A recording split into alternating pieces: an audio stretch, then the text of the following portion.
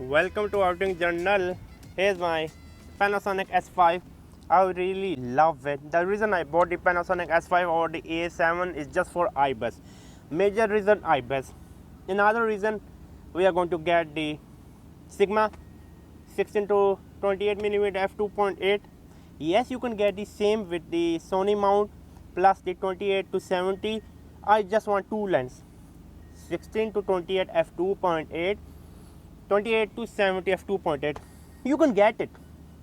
I have no problem shooting with Sigma 28 to 70 handheld, but without moving. I can get some good handheld shot on Sony A7, but I cannot use for walking, especially if I'm going to use a wide angle lens.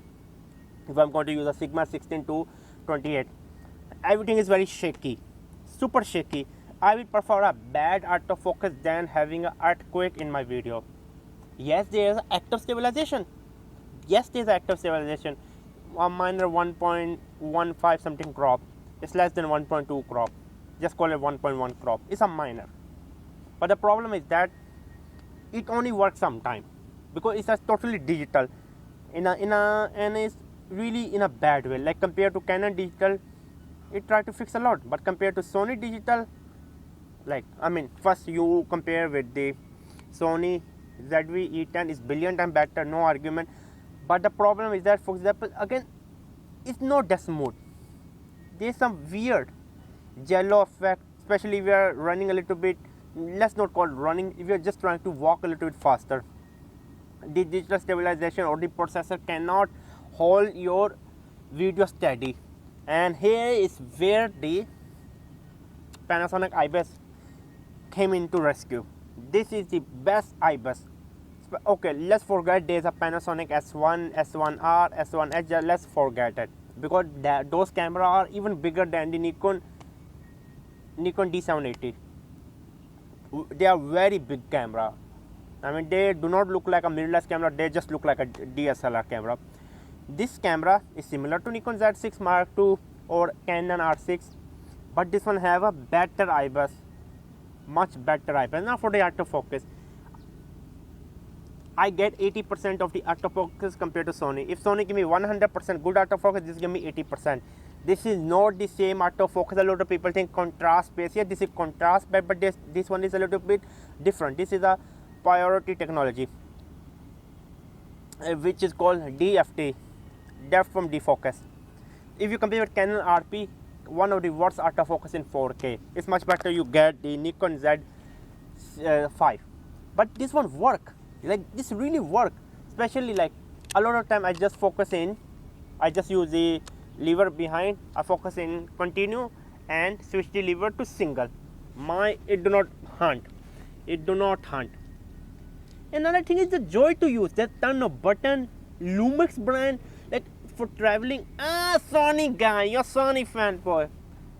You are just dreaming, rob me. But with Lumix, people have some respect. I have seen in like Nigeria, people use Lumix G8 up to right now for video. People have respect. Oh, you're a filmmaker. With Sony, oh, $3,000 camera. Let's love this guy. No. By the way, I'm not a Sony hater.